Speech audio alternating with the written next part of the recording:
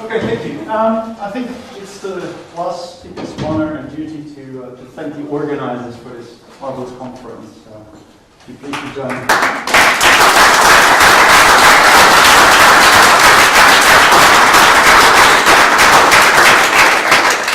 And I would also like to thank you particularly for the invitation I got. So,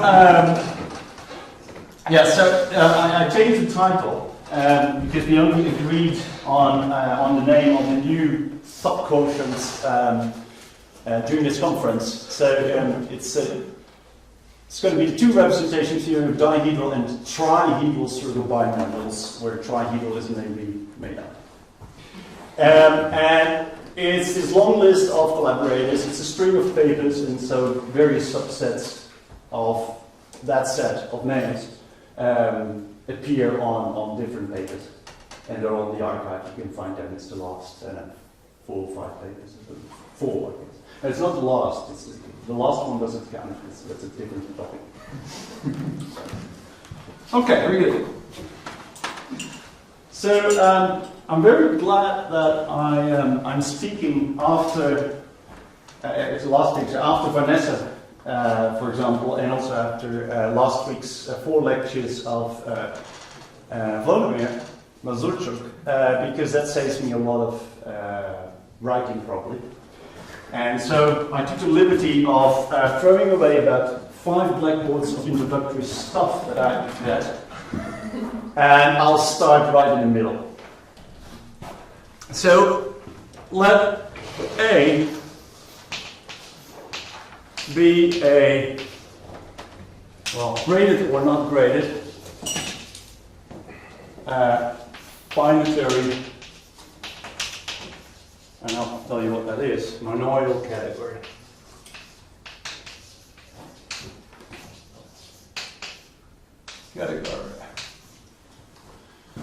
And I think Vanessa yesterday explained really in detail what finitary meant, so I'll just go shortly over it because she did it in the context of 2 categories. What it means is that we have an additive category. The Hom spaces are, in my case, complex vector spaces. Structure maps are linear or bilinear. Furthermore, it's idempotent complete, and it satisfies the Schmidt property. So it means that every object can be decomposed into a direct sum of indecomposables in more or less a unique way, up to isomorphism and reordering. And also the number of isomorphism classes of indecomposables is finite. Now, in the graded setting, it's not quite true that the Hom spaces are finite-dimensional, but then there will be graded vector spaces, and in each graded degree they will be finite-dimensional, and the grading will be bounded from below. Okay.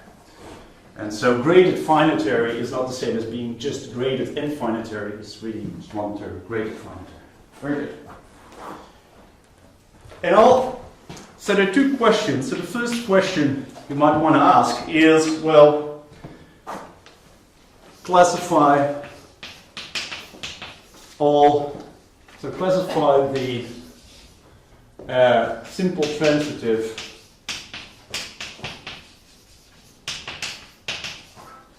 A2 modules. So I think also Vanessa explained yesterday that the categorical analog of a simple representation, a simple module of a, let's say, finite-dimensional algebra is a simple transitive 2 module or a simple transitive 2 representation. So just as one of the first questions that pops up in your mind when you have, let's say, finite-dimensional algebra is to classify its simples, the first question that pops up in your mind if you're given such a monoidal category is, well, what are its simple transitive 2 modules? However, that is extremely hard in general. Answering that question is just impossible. Right? However, there is a natural class of simple transitive 2 modules which came out of the work basically of Castanes-Lustig and was categorified in sort of an obvious way, which is that the cell 2 reps are always simple transitive. So every 2 category of the right kind, or every monoidal category. So by the way, monoidal category is a 2 category with 1 object. So I do a special case of what Vanessa was talking about. But I restrict to monoidal categories. It's easy. So every monoidal category comes with a natural set of simple transitive 2 representations. Those are called cell 2 representations. They come out of the combinatorics of the cells. And the cells are defined, it's a generalization of the Castanes-Lustig cells for Hecke algebras. And so Castanes-Lustig in their first paper, I think 79, they defined cell modules for Hecke algebras. And then they were subsequently generalized or categorified. The notion was categorified to cell 2 representations of, I think it was Soergel bimodules for Weyl groups. That's due to, I think, Mazorchuk and Stroppel.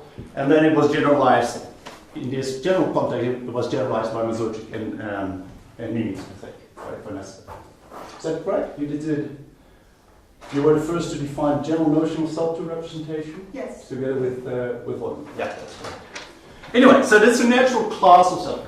So, since this question is very hard to answer in general, there's another question which might be slightly less ambitious, but still maybe you find an answer, and it says, does A have simple transitive 2 modules that are not equivalent to cell 2 representations, to cell 2 modules.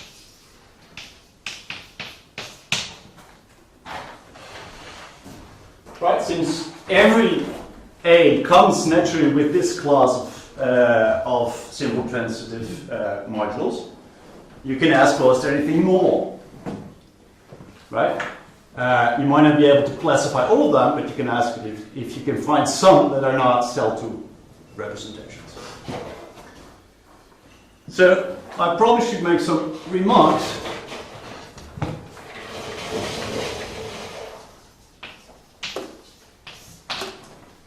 Just to show that this is not a trivial question. It's not like, every old A will have this. So yesterday, Vanessa told us that in her work with, let me just say the right word, Ludwig, right? Ludwig. Okay. They showed that the answer to this second question is no in the case of the categorified quantum groups, or at least if they are finite dimensional. Right? I mean, the reason is that, yeah, well, that's what she showed, right? That's what she stole. So sorry, just to correct. So for the generic quantum groups, that's for the generic quantum groups. Yeah. But that's joint work with Walter. Okay, that's joint work with Walter. Okay, right. So let me correct this then. Mazorchuk. Right. So answer to Q2 is no for, well, let's say UG. Let's say G is a finite type or something. Finite dimensional simple the algebra.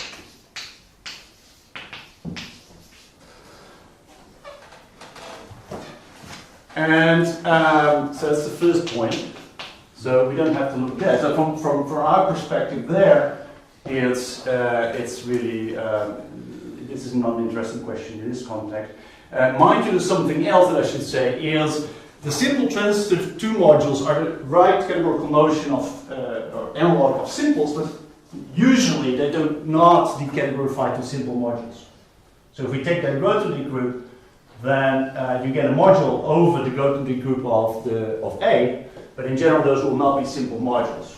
However, in the context of categorified quantum groups, we know that we can categorify, so Kovan Volalo showed how to do it, or Bouquet, but how to categorify the simples of the quantum groups. And so in that case, this is a rather weird case in which you actually can categorify all the simple modules. And they give rise to they are all Celtic representations. That is far from true in general. It said in general, simple transitive two representations do not decategorify to simples, and the simples in general cannot be categorified, period. Because the simples are not positive integral representations. So another remark is that, in a joint paper with Kildetoft, Mazorchuk, and Zimmermann, we showed that the answer is also no. The answer to Q2 is no for, well, what we call the small quotient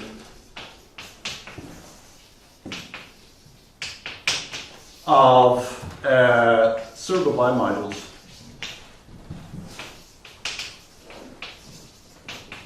of finite Coxeter type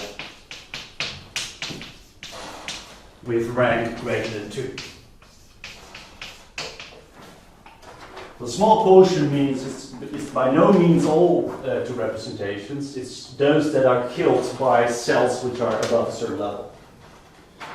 And two cells. And so we looked at a very restricted class of simple transitive two representations and showed that if the finite Coxeter type has rank greater than 2, so that means all finite types except the dihedral type,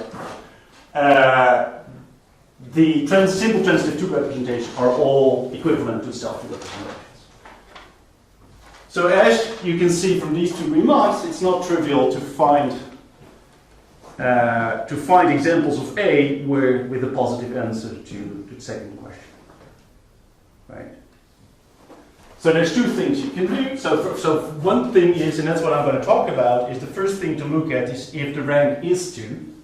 So you look at dihedral Soergel bimodules, and I will show indeed that in that case there are simple transitive two representations which are not self-two representations. And then I will show how that generalizes to what we now call trihedral Soergel bimodules. Okay.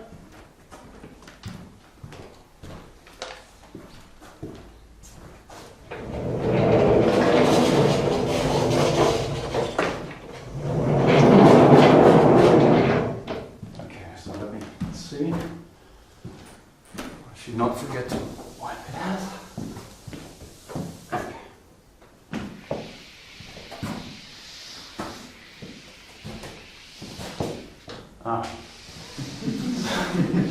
I thought I would get away with just. Okay, very good.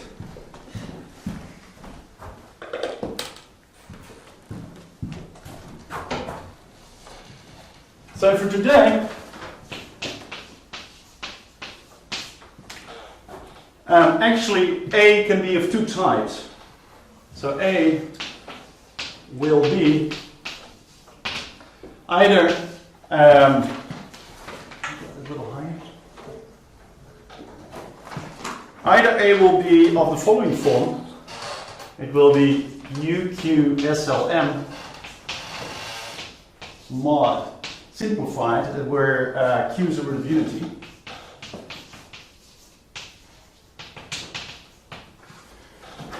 So when Q is a root of unity, representation theory of the quantum group is very different in general, not just in type A. And but we can take a quotient and we get a semi-simple category. They're well known for people who study quantum topology or quantum algebra. So this is one example. And the second example, but I will only look at it for m equals 2 and 3. And then we will look at either quotients or subquotients of Soergel bimodules in affine type m minus 1. And again, for m is 2, 3. And mind you, when m is 2, so we have a1 hat 1, those are the Weyl group of that type is exactly the infinite dihedral group. So that's how the dihedral circle bimodules come in. And if you take quotients, you get the finite dihedral type circle bimodules. In type A2, it really is on a subquotient, and you get something new, something that at least I have never seen before. Okay, very good. So I should say something about this. First of all, there is these two examples, and there are two representations are related by something called algebraic Satake correspondence, and it's due to in this formulation it's due to Elias. And it should be true also when n is greater than 3, but that's work in progress by him, by Ben Elias and Jordy Williamson, but it's not publicly available. But it does work. So there's life after 3. In other types, that's a much bigger question. So there's geometric Satake theory, about I know absolutely nothing, and that works in other types too. But Ben Elias is skeptical that his method with Jordy actually does work for other types. Doesn't mean that it can't be done, but not by the method that they're using at Tubbenhauer. So algebraic Satake exists for m is 2 and 3, and for conjecturally it exists for m greater than 3. In other types, that's a big question mark, if it can be done algebraically. And then by work, in a paper with 3 m's and 1 z. T, sorry, T. So that's with Mazorchuk and Miemietz and Tubbenhauer. We showed that the algebraic Satake correspondence, so that relates actually the two A's that I have on this board, but actually it also gives a correspondence between the simple transitive two representations. So the algebraic Satake correspondence also gives rise to a correspondence between simple transitive two reps in 1 and 2. That's not obvious, and it's not a very easy story. So I'm not going to explain that to you at all. But it's true. And it's not 1-to-1, it's not a bijection. So, in the light of this, question 1, so for m equals 2, what is known, for m equals 2, so this should not be 1 and 2 maybe, this should be A and B. Oh no, question 1, okay, that's very good. So, question 1 has been done in both case 1 and 2. So Q1 fully answered.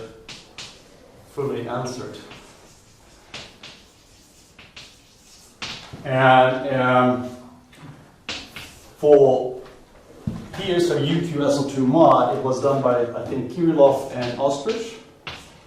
And in the case of the circle bimodules of dihedral type, it was done by,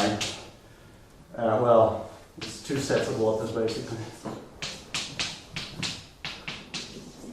There's 2 papers. The first one is with Kildetoft, Mazorchuk, and Zimmermann, and then there's a paper with Tubbenhauer, and together they give the complete classification of all simple transitive circle bimodules over circle bimodules of finite dihedral type. And in both cases, you get an ADE classification. So ADE classification. And actually, the title of the paper by Kyoto from Austric shows that it's not so surprising. As we all know, the first AD classification was the Mackay correspondence for the Mackay correspondence for finite subgroups of SL2, and this is the Q version of that. So this is the quantized version of that, basically. And by this algebraic Satake correspondence, these two are related as two classifications, although they're not quite. It's not one-to-one, but anyway. And then for m equals 3, there are some results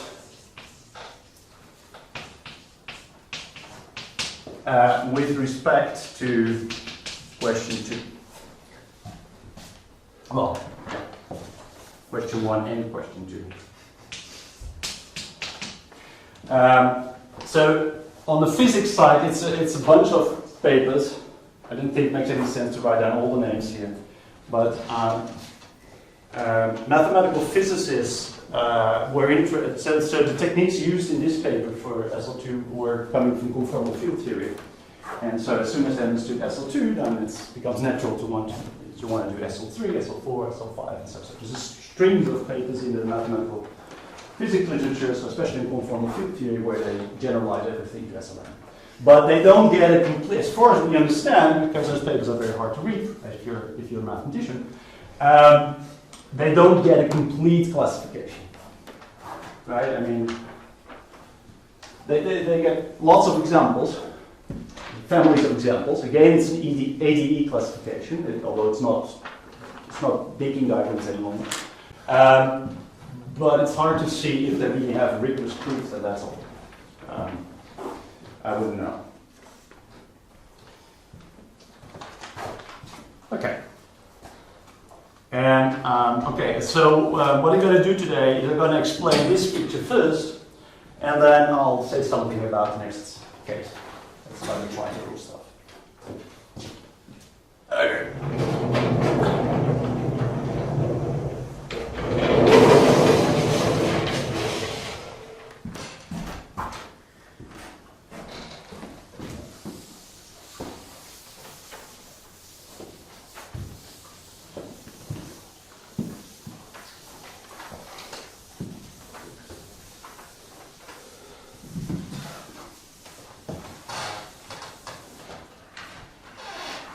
Okay, so there are two techniques that I've seen. One is vertical and the other is horizontal. I'm not sure what works better. I'll try the horizontal one once more.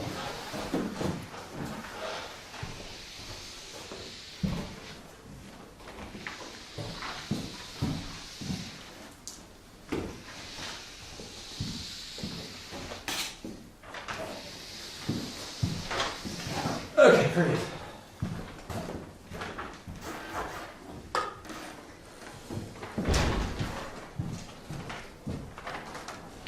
Okay, so let's look at,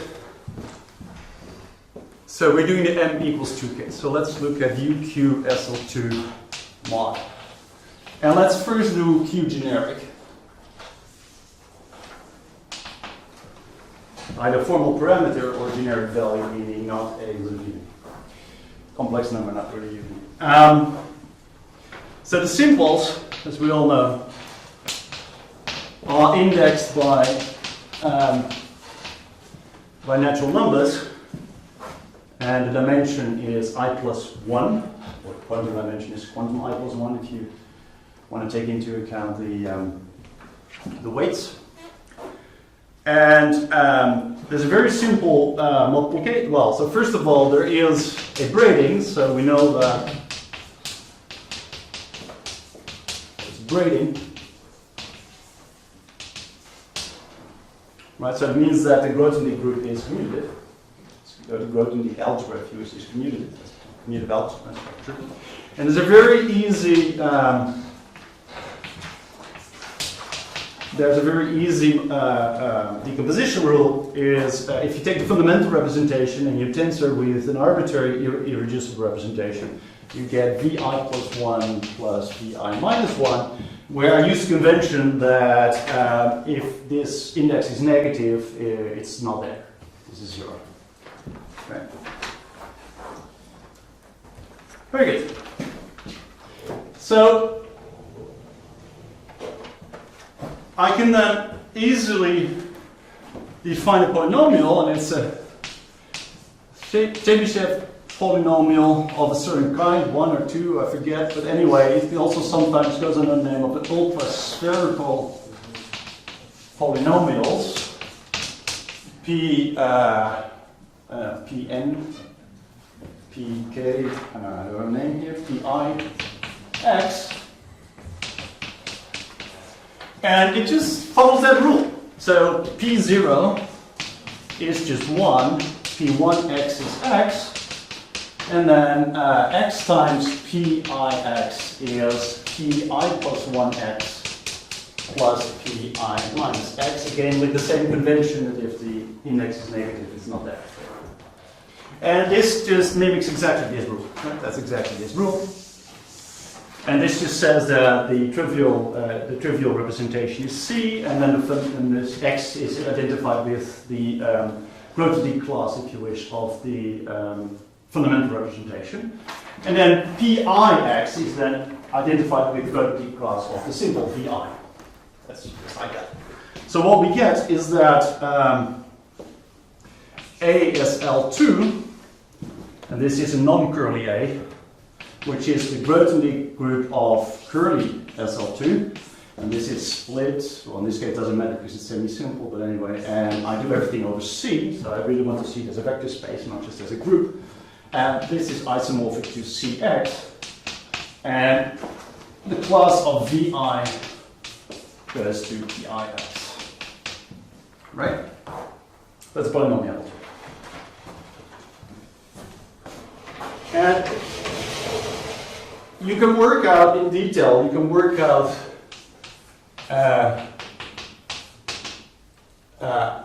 how to write. So the fact that it's Cx means that every irreducible representation, every simple appears as a direct summand in a certain tensor power of the fundamental representation, right? So you can write this out and you can get certain coefficients which are called dky,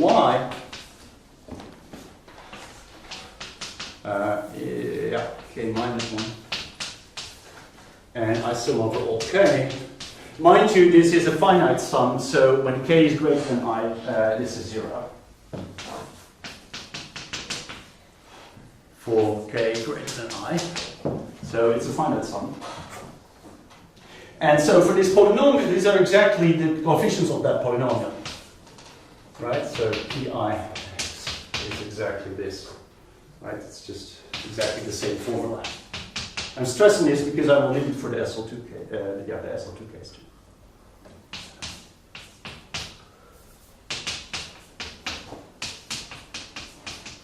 Okay, very good. And there's a shift here because typically these things start with 1 and not with 0. So indices here for I and k belong to n. They're not 0 because they correspond to rows and they correspond to rows and columns in something that is like the inverse of the Pascal triangle. Half the Pascal triangle. And there's a recursive formula which allows you to calculate those, but that's not important for us. You can really explicitly calculate them. It's a recursive formula. Okay, very good. So this is when Q is generic.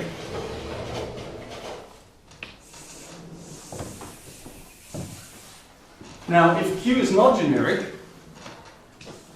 so Q is a certain root of unity, and I have to be very careful to get the right root of unity. So that's Q is e to the power pi I divided by k plus 2. Then it turns out that A SL2K, so that is the Grothendieck group of UQ SL2 mod, but now semi-simplified. It turns out that this guy is very easy to define. So whereas this category is very hard to define in general, the Grothendieck group of it is very easy to define, so that's the only thing I'm going to define today. This is isomorphic to a quotient of Cx, and you have to mod out by the ideal generated by pk plus 1. It's very simple. And it's called the Verlinde algebra in the case of SL2. And it was published in 1988 by Erik Verlinde. And then it was generalized. Nowadays they call fusion algebras in general. So you can define them for any finite-dimensional semi-simple Lie algebra. Right? And of course the product is very different because of this thing. So you get a cutoff. But it's still true that the simples go to pi of x, but now only for I between 0 and k. So there's a finite number of simples in this case. Right? And I should also say that it's a semi-simple algebra, so maybe I should do that here. A SL2K is isomorphic to C, to which power is it? K plus 1. So it's a semi-simple algebra. And of course, it's given by the what's called Chinese remainder theorem. And you just look at the roots of this polynomial, they're all distinct, and you apply the Chinese remainder theorem, and it turns algebra. Very good. So let's have a look at the representation theory of this algebra.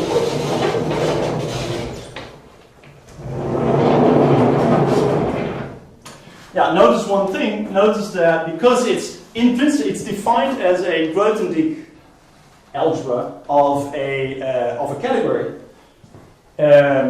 On this basis of simples, the multiplication constants are all non-negative integers because they are the decomposition numbers. When you tensor two representations together, you can decompose it into irreducibles in this case, and they come with certain multiplicities. And it's exactly those multiplicities, those decomposition numbers, that are the multiplication constants. So it has intrinsically a positive integral basis. As it's called.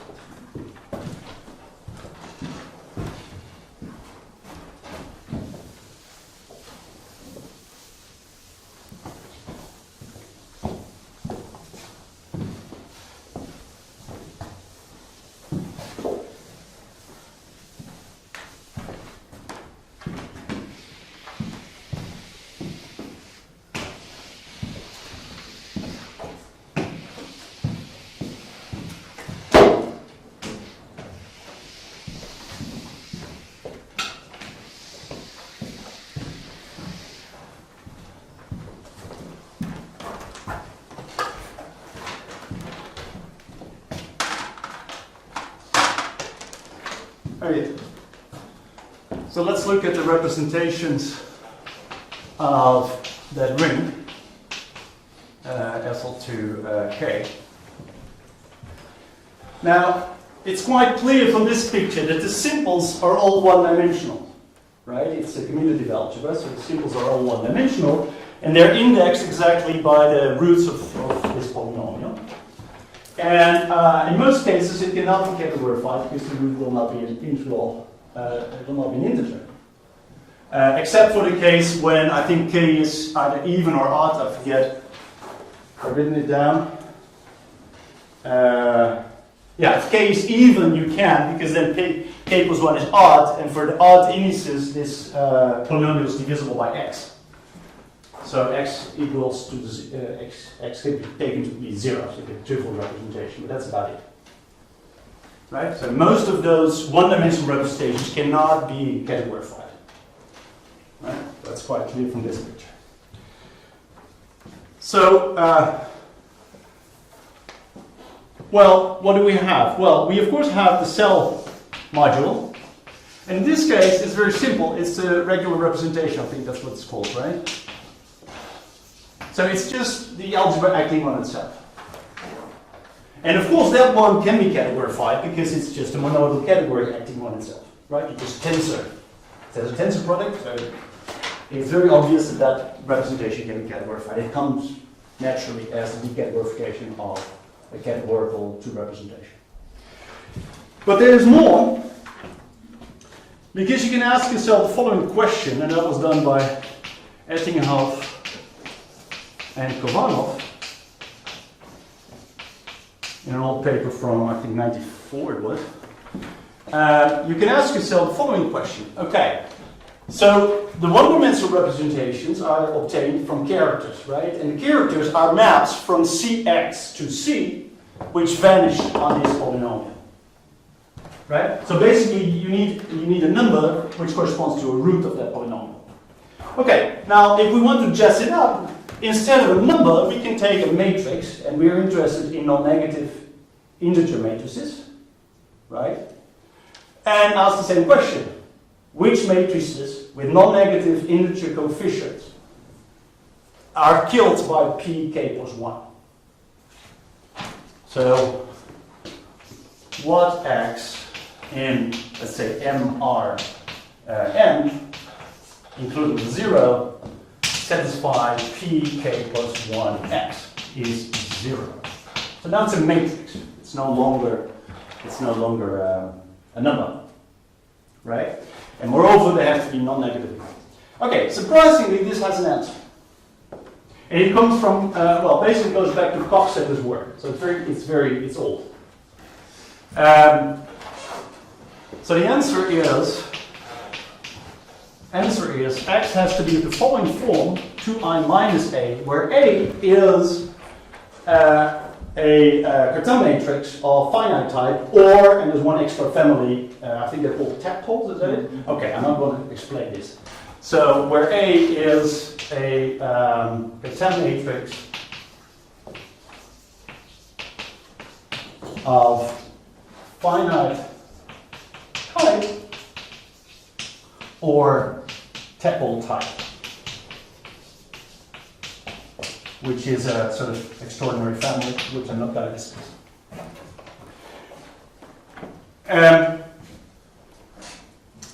And the way they of course compute it is that you know that this is going to be true exactly when the eigenvalues of that matrix are zeros of this polynomial. And since the zeros of this polynomial are well known, and the spectra of these polynomials, well, these matrices are well known, so this one is 2, you can calculate and you see that that's exactly what's going to happen. Okay, this is not so easy as you might think, but you can find the answers in the literature. So for those matrices, you have a representation. So it gives, for those matrices, this gives a, let's say, positive integral or non-negative integral representation of a k, what is it? A k SL2. Oh, I should say something. Yeah, this has to be true where Coxeter number. So let's call that H for today. The Coxeter number has to be equal to k plus 2. So you have to fix that. So the Coxeter number has to be k plus 2. So for those x, this here gives exactly a non-negative integral representation of that algebra. And if you impose some extra conditions, then they write down 2 conditions, and these are all. They have a complete classification up to certain conditions. So now you can look at the true reps of curly A SL2K, so the corresponding category. And then you have a surprise, Well, of course you have some one-dimensional, you have when k is odd, you have one, and so when k is even, you have one-dimensional two representation, okay? But if you're interested in ones that have rank greater than 1, then there's the following theorem, and that is the work by Kildetoft and Ostrich.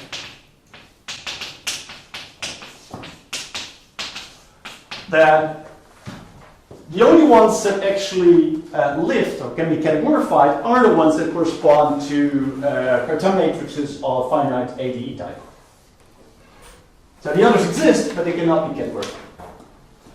So not every positive integral representation can be actually categorified. Sometimes people think that it's the same thing, but it's not true.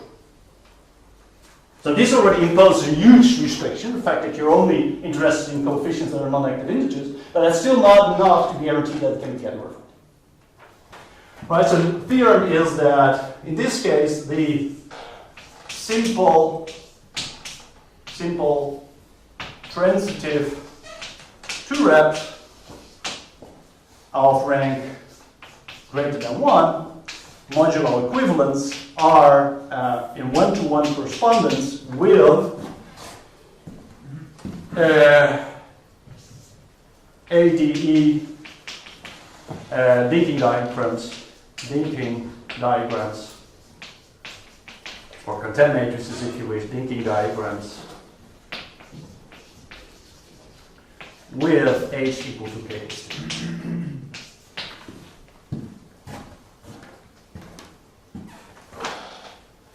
So let me give you an idea of how those two representations actually look like, because that might not be obvious from what you're seeing here. So the idea is the following. So you start with a dinking diagram, a dinking diagram of ADE type with the right Coxeter number. And then what you do is you add V1, you send V1 to the following functor. It's EI tensor EJ, where E is in the vertex set of the dinking diagram. Where I and J are neighbors in the vertex set of the dinking diagram. So I and J are vertices in the dinking diagram, and I and J have to be connected by an edge, right?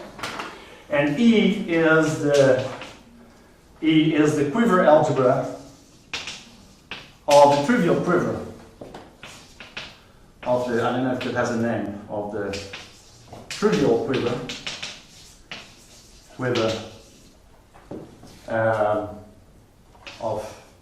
trivial quiver corresponding to gamma to the vertices of gamma. So that means that you remove all edges, if you will. So you just take the trivial quiver. It's the same simple category, so there's no x, there's nothing. And so you just take the vertices of the diagram, right? But you still remember which ones were connected and which ones are not connected. And then this is not, and this goes from where to where this goes from E P mod, finite dimensional everything, to E P mod. So that's a functor. And this is not the way that Kildetoft and Ostrich define it at all. They use something which they call algebra objects in the category, and then do something very complicated, which I won't explain. So, to be honest, I've never checked that if I now consider the morphisms between tensor products of V1s, that I can actually make this into a functor, a monoidal functor, but I'm quite sure you can. Right? So it's a disclaimer, it's a very small disclaimer. I'm quite sure you can. Right? So you know that the morphisms in this category correspond to temporally leap diagrams. And so to each generating temporally leap diagram, you have to associate certain natural transformations of this functor and you have to make sure that they obey the right relations in the deep algebra. And they do, I'm quite sure. Do you know it's projectors here? Or? Yeah, projective. Yeah. You see this this here is a bimodule, an EE bimodule, and it's projected as a left module and as a right module, right? So it sends projectives to projectives.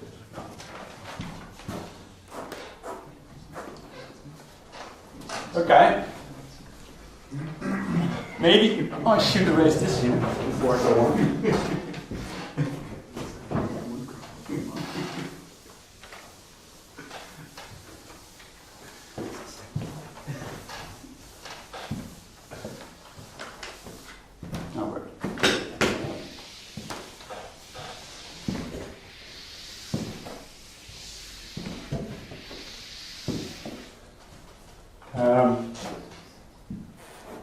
Right, I mean, the one thing that I wanted to say, maybe I should put a remark here, is that, this is a very small remark, is that 2I minus A is exactly the adjacency matrix of that linking diagram if A is of type ADE. Right, that's going to be here. So it's just the adjacency matrix of the linking diagram. Okay, so I'll leave that there and start working on the other paper. So I hope to get the better motivation.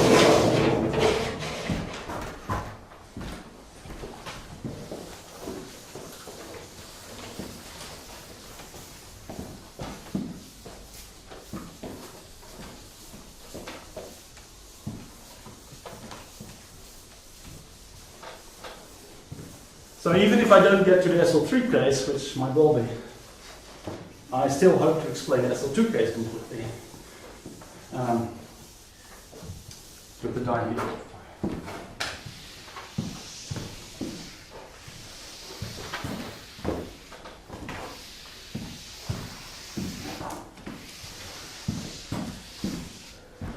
Okay, so what does this have to do with dihedral bimodules?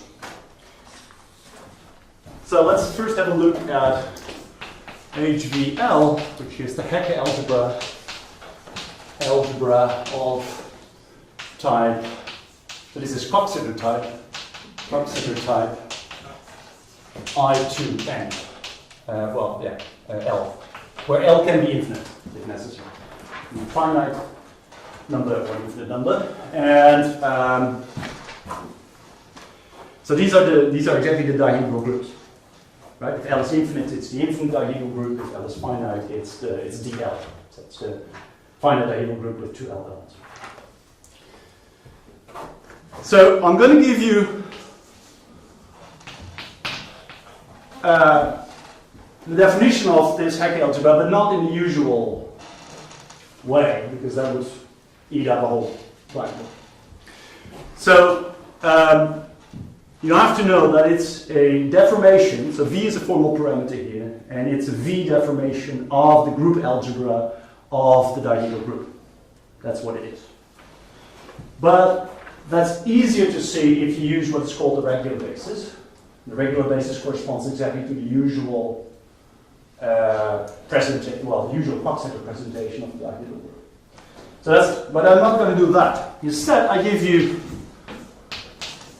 the custom-Lustig generators. So these are the custom-Lustig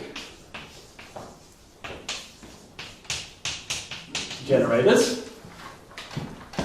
And the relations, well, there's a quadratic relation. Remember, in a Coxeter group, you always have S squared is 1 and T squared is 1.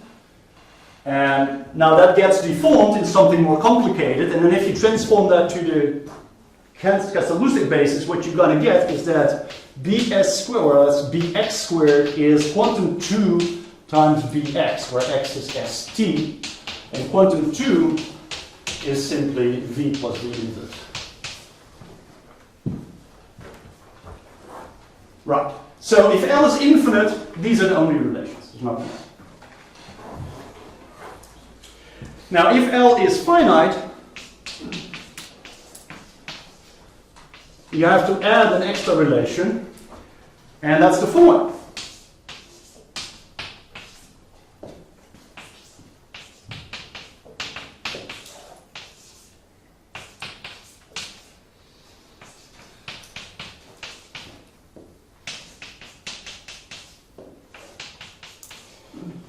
Okay, so what's this? So these D's you have seen before. They show up in the representation theory of UQSL2. Exactly those coefficients of those ultraspherical polynomials. And yeah, so that's very important. So the D, K, L are the coefficients of those of PLX. That's very important. So the underlying combinatorics is the same. And that's exactly, of course, why there exists something like an algebraic symplectic correspondence. And then I should explain what this means. So KS is a product of alternating ST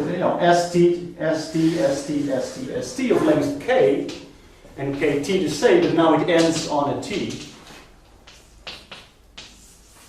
Right? So it's a product of K elements TS, and you multiply them together. The last one is S here, and here it's T. So it's a reduced expression for people who know about Fock groups. It's a reduced expression because you alternate constantly between S and T. And then B of KS is not the custom-Lustig element, but instead it's a product of these custom-Lustig generators. So it's BS1 up to, well, it's BX, and then here it's BTBS. And of course here it's the same.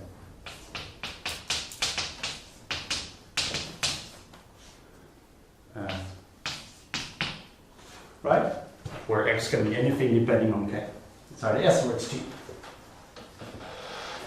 And it's unnecessarily the same on both. Sorry? So these are not, so BKS and BKT are not custom-Lustig basis elements. Basis elements if K is greater than 2. For 1 and 2 they are, but not for 3 and higher. They're just not. So for example, it's known that BSTS is BSBT, or maybe I should write it the other way around. BS times BT times BS is BSTS plus BS. And also if you change T and S. Where this is the custom-Lustig element, right? So you see that our product of custom-Lustig generators is the sum of two custom-Lustig elements.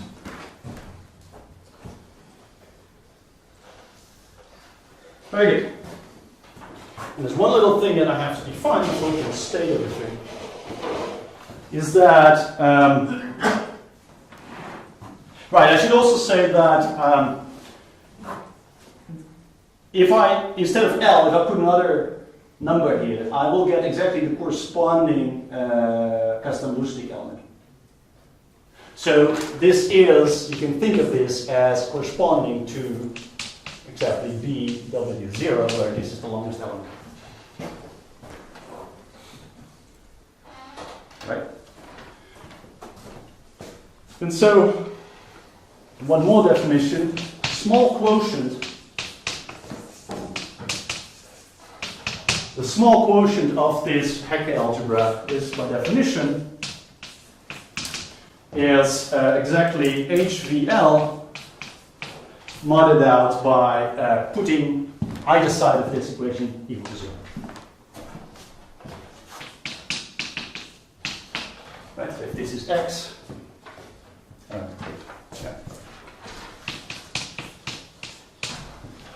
you put that equal to 0.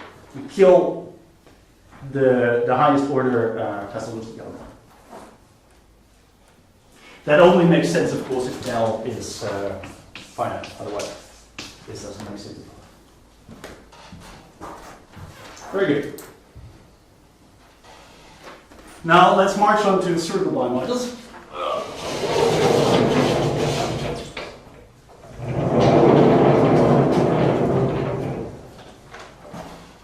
So now we have SL, so Soergel bimodules of type I2L. I'm not going to define that at all.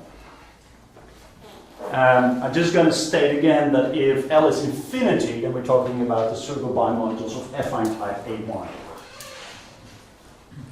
Right? So it's a fact, it's a theorem, that the, maybe you should say it's a theorem really.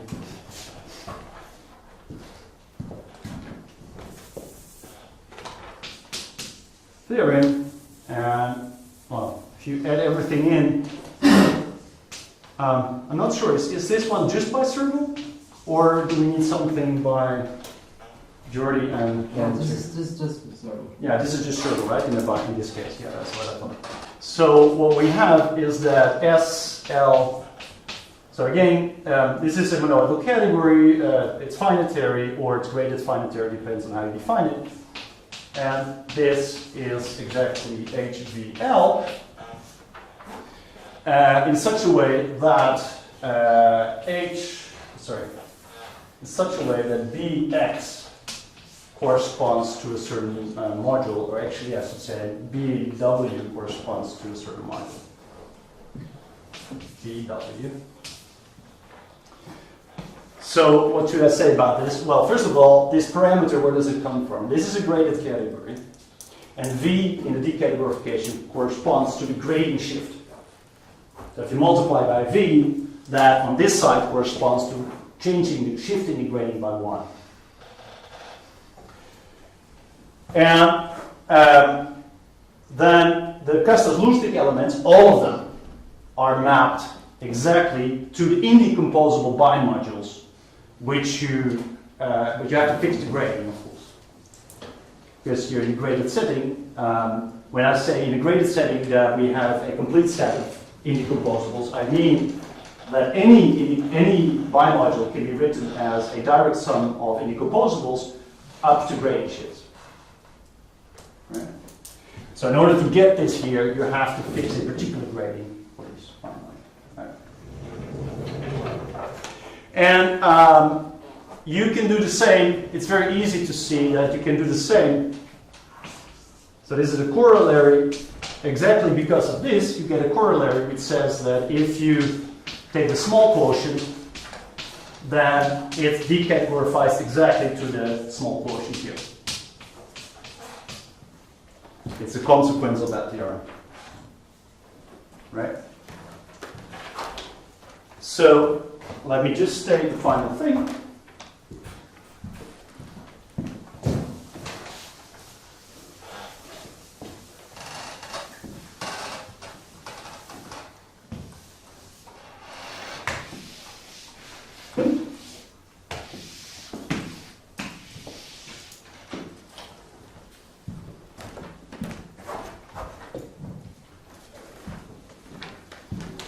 That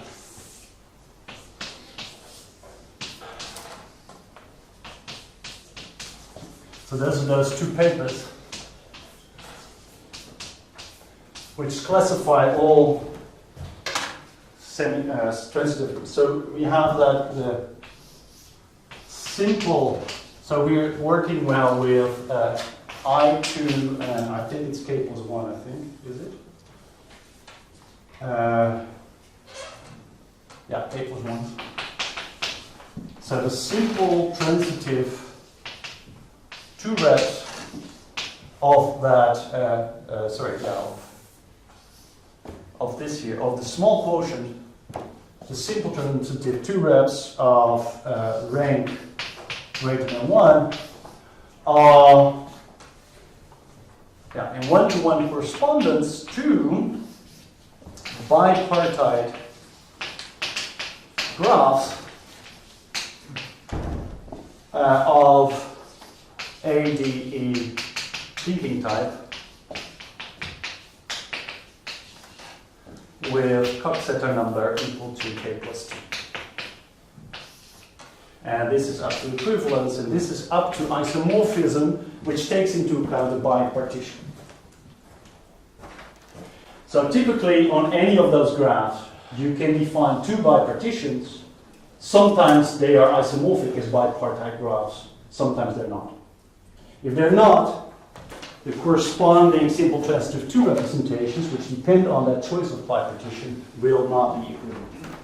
So the same graph can give rise to two different two representations. So let me give you again the idea. And this is very similar to what I sketched before. So again, gamma is an ADE graph with bipartition,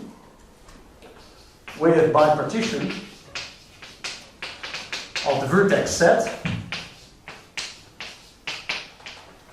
Right, so it's heterogeneous.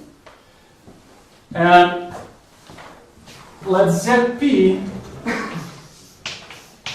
gamma is the zigzag algebra, which we saw yesterday. Only in type A, but you can define them in any type. Right? Judge Grant yesterday talked about first the zigzag algebras and the higher order zigzag algebras. Okay, so these are just the ordinary zigzag algebras, but not just in type A, but also DE. So it means that you double each edge in the linking diagram. You orient one way, you orient the other way, and you impose a zigzag relation. So then, these indecomposable modules have, in the 2 representation, have to give endofunctors on the category of projective modules, graded projective modules, finally generated, or in this case finally dimensional, over the zigzag algebra. And so what you do is Bx goes to the following functor. It's Z gamma EI tensor EI Z gamma, where I lies in the corresponding bit of the vertex. So the bipartition chooses between S and T. You label all vertices by S and T. So if this is BS, you chooses the one that are S, and if it's T, you choose. And this gives an endofunctor on Z gamma P mod, graded P mod, finite dimensional, to Z G P mod graded. And then, and that's much harder, you have to check that all the bimodule maps get mapped to natural transformations, and that it behaves well, and so on and so on. But that can be done, and that's exactly in my paper with Daniel. Let me just finish, because I think I started a little late. Let me finish by, I saw the technique of the previous. So please ask very good questions too.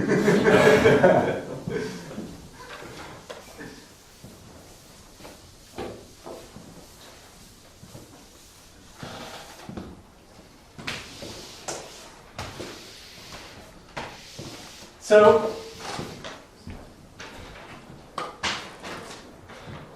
yeah, so the first remark is that the cell 2 representations correspond to the linking diagrams of type A.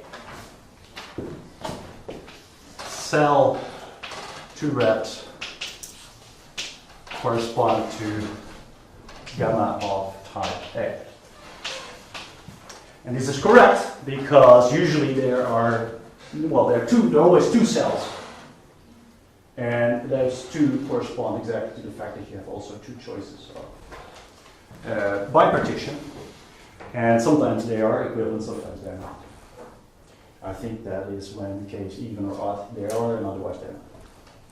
Okay, 2. If gamma is of type E6 or E8, not of E7, but E6 or E8, then something really nice happens, or strange, surprising happens, which is the following. These graphs have two bipartitions, which are not isomorphic. And so the corresponding simple transitive 2 representations are not equivalent. However, their decategorifications are isomorphic. I think this is the first time in the literature that we find 2 representations which categorify the same representation, which are not equivalent. People have given different categorifications of the same thing. So, for example, UQSL2 have been categorified in an even or in a normal way, in a covariant way, covariant way, and in an odd way. But those are different categorifications. And then, of course, you expect that their two modules will also be different, non-isomorphic, right? Non-equivalent. But in this case, we're doing everything over the Soergel bimodules. It's just that we have two representations which are not equivalent over the same two category, or over the same monoidal category. But they decategorify to isomorphic modules over the Hecke algebra. Right? So two reps are not equivalent, but decategorifications are isomorphic. Very good.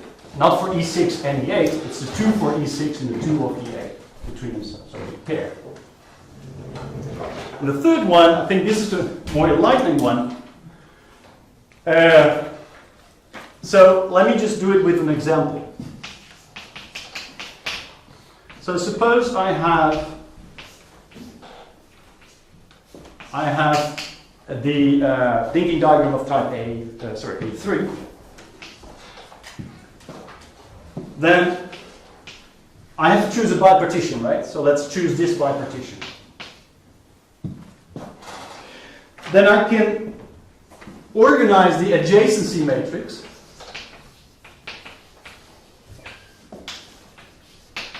in a funny way. So instead of ordering this linearly, which is the usual way, so 1, 2, 3, I'm going to organize this as 1, 2, 1.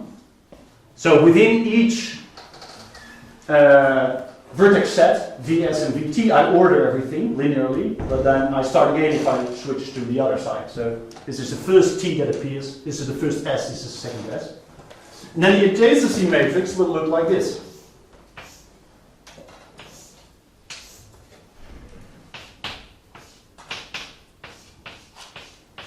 Right? This is not the usual Cartan matrix of type A3 because I've switched the order of the. So, question: how do I get the decategorification of this functor? So, how do I get the integral representation of the Hecke algebra that corresponds to it? And the answer is very simple. So this is the one that shows up in the Ettinghoff-Kovanov picture, right? So it gives the representation of the fusion of the Verlinde algebra. And what we do is very simple. You just put quantum 2's on the diagonal. But of course we have to give two of them. So this is theta s, or sorry, this is bs, bs, and bt is going to be this.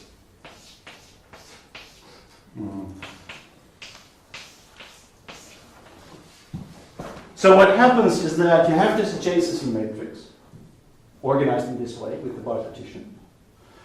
You multiply the, you substitute on the diagonal, you put quantum 2's, and then you divide it in an S block and a T block. So I see this as ST, ST if you wish, right?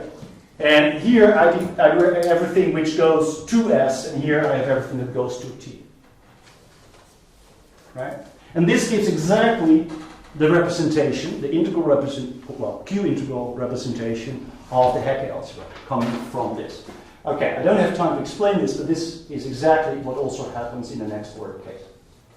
But you get 3 rows and 3 columns, you get a tripartition, and you get more complicated graphs. Okay, thank you.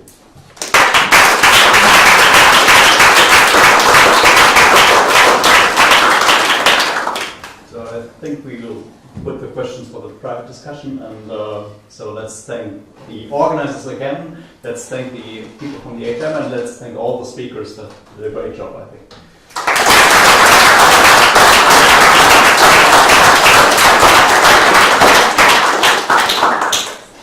So let me